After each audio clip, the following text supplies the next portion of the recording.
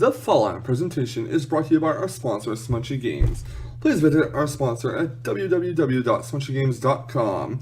You can purchase Pokemon plushies, beanies, and Pokecrate boxes at that website.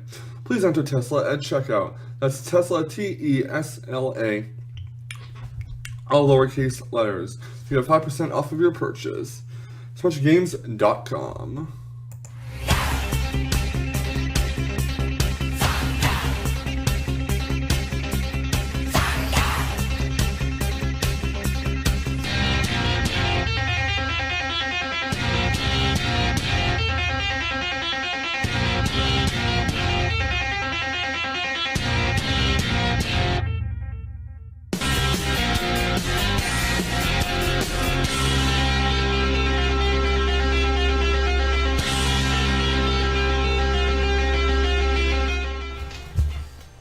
Sup, Mousetrap? This is Teslamouse here being a Wi-Fi Battle currently my live stream about last night, early this morning, and in this battle we are taking on Iceicesayian, aka Isaiah, and this is a very close Wi-Fi battle that we had. We had a prior close battle as well, but he wanted this one uploaded over the other one. I said, you know what? Why the hell not? Let's go over the teams real quick. On his team, he has a Alolan Marowak, he has his Gyarados, which is going to be his Mega, his Greninja, his Tapu Koko, Xurkitree, and Masquerain. On our team, we have TK Rider, the Tapu Koko, Blade Flood, the Pheromosa, Aqua Spirit, the Tapu Fini, the Departed, the Alolan Marowak, Scratcher, the Skarmory, and the Frog the Jam, the Alolan Muck. So looking on his team, he has a Sticky Web Sir and no Hazard Remover, actually. Basically, what his team looks to do is to get Sticky Webs on your side of the field, making your mons slower and basically able to do high-power offensive stuff such as Xurkitree, Tapu Koko, Greninja, and even Mega Gyarados. Alolan Marowak is there for the electrical pivot, as he does have 3 electric weaknesses right there. He has Masquerain, which is weak to electric, Greninja, which is weak to electric, and Gyarados, which is ×4 weak to electric, outside of its Mega. So, good on him for getting the electrical pivot. He also has Xurkitree, which can be either Scarfed, or it can be a Tail Glow set, Z Tail Glow, or Z Hypnose set. Those can be really potent. So you never know which set Xurkitree will bring, because if you try to switch up Alolan Marowak and expect them to be Scarfed, it could be like a Tail Glow or Z Hypnosis, and it could be in a lot of trouble and probably get swept. Or swept, rather.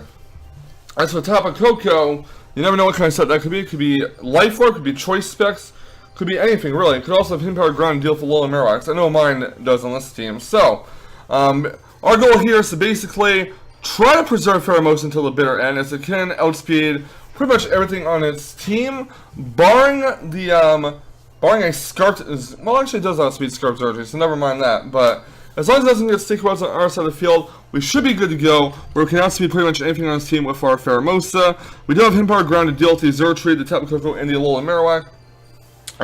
Early moveset includes Bug Buzz and Focus Blast, and a U-turn to pivot out. This is a Choice Specs Pheromosa, by the way. We also need to preserve our Tapu Fini to defog away if at all humanly possible. We do have a Alolan Marowak to, I mean not Alolan Marowak, a Alolan Muck to soak up some special attacks in the likes of Greninja and Xurkitree, so that could also be useful. And Alolan Marowak is there to basically sponge up electrical attacks, so he does have Xurkitree and Tapu Koko that we can send our Alolan Marowak against if need be. It can also deal with Masquerain, although Masquerains can carry Scald. I don't know how likely this one is to have it.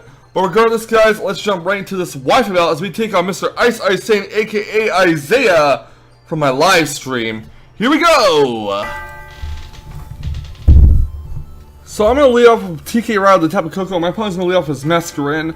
Now, I want to go for the Thunderbolt immediately because I don't want to set up Sticky Webs as I go for a U-turn. I do want to get as much damage off as humanly possible on this Masquerain and knock him out of his sash. I know a Sticky Web is going to be inevitable here, but he's going to hard switch out. He's going to go into his Marowak here, and I'm like, oh shit, I should have just predicted that and went for the U-turn. But yeah, it's going to soak up the Thunderbolt due to the Lightning Rod. I'm going to go right for a U-turn. Now, U-turn does even less damage than what it would do because of the Intimidate. Not that my Tapu Koko is really invested offensively, but I'm going to go right into Aqua Spirit to Tapu Fini. And here's where the trouble begins early on. So Tapu Fini comes out, my opponent goes for a Shadow Bone, and it does hit Tapu Fini, not only a critical hit, but also a defense drop. And I'm like, ah, oh, fuck my life. So I go for a Surf, in case he decides not to switch out, and he does not decide to switch out.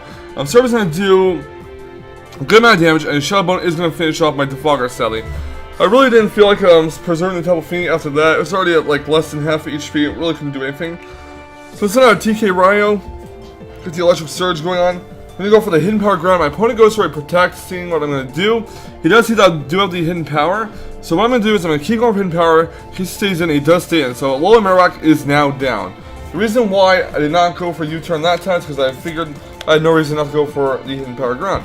My opponent's gonna set out his Masquerade and get the Intimidate off on my Tapu Koko, not that it really matters. This time I get to go for a Thunderbolt because he has no immunities to Electric on his team after that Alola Marowak went down. He does get knocked down his Sash, unfortunately. He just Sash. He goes to a Sticky Web, and since I do not have a defogger on my side of the field anymore, or on my team, due to being knocked out, I can't really get rid of the web. So I'm gonna go for the T-Bolt, gonna knock out the Masquerade. TK Ryo's gonna take some Life Orb recoil, and out comes Greninja. My opponent is gonna go for the Water Shuriken, the priority water move on my Tapu Koko. I'm praying it does not hit 5 times. It does hit 3 times, which allows my TK Ryo, the Tapu Koko, to take out his Greninja with a Thunderbolt. So that is actually 3 Mons down in a row at the hands of Tapu Koko, which is really good.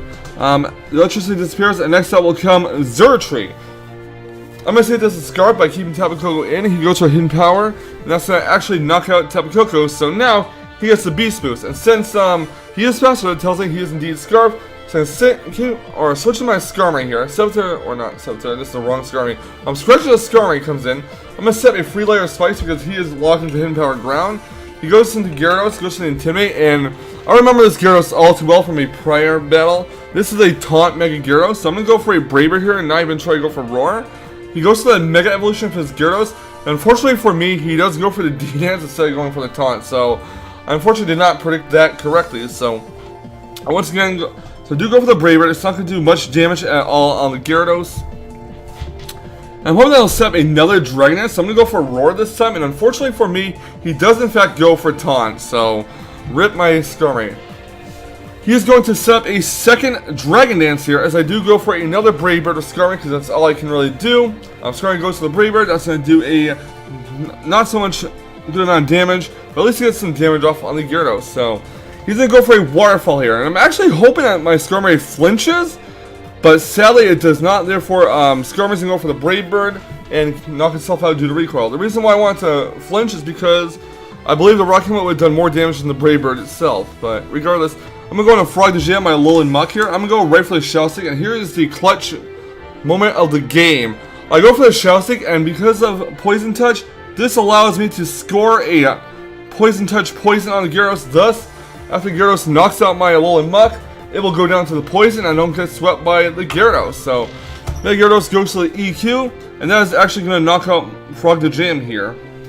Poison knocks out his Gyarados, and now all that's left is his Zertree and Tapu Koko versus my Alola Marowak and my Pheromosa. So he goes on Tapu Koko, and I do go into a Blade Fly the Pheromosa. Basically the reason why I did that is so I could switch out and go into Alola Marowak, make him possibly go for a Dazzling Gleam. If I do Hard Switch Blade Fly out, I do go into Departed, as my opponent is going to go for a Dazzling Gleam, which is going to do absolutely nothing to get Alola Marowak.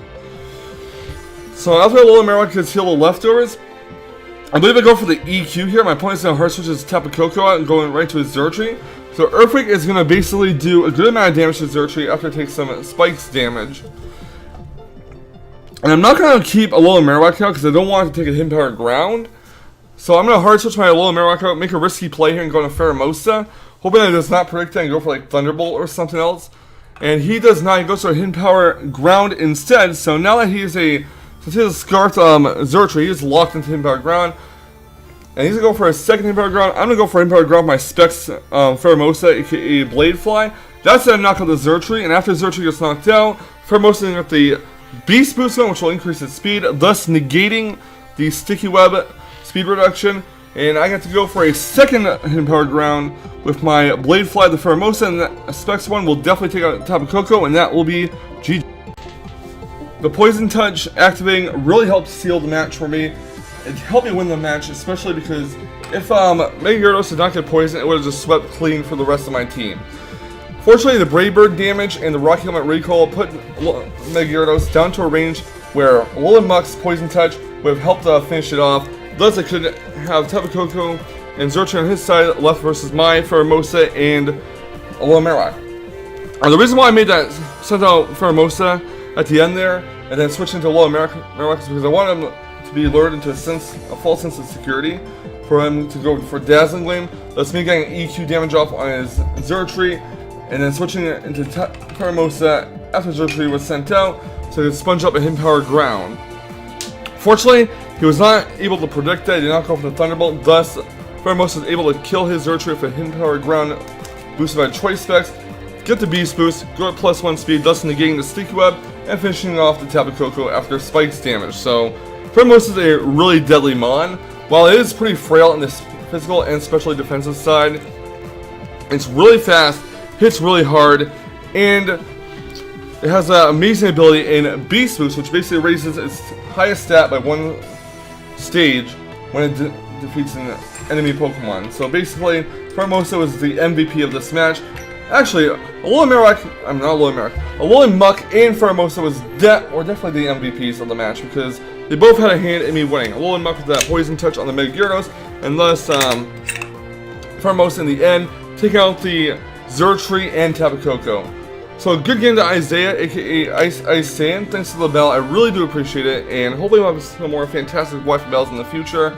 And for the rest of you, if you did enjoy this Wi-Fi bell, please feel free to leave a like, comment, and subscribe if you want to see more fantastic Pokemon Sun and Moon Wi-Fi bell action. And I will catch you on the flip side. And remember, stay salty, Rage Quitters. Stay salty.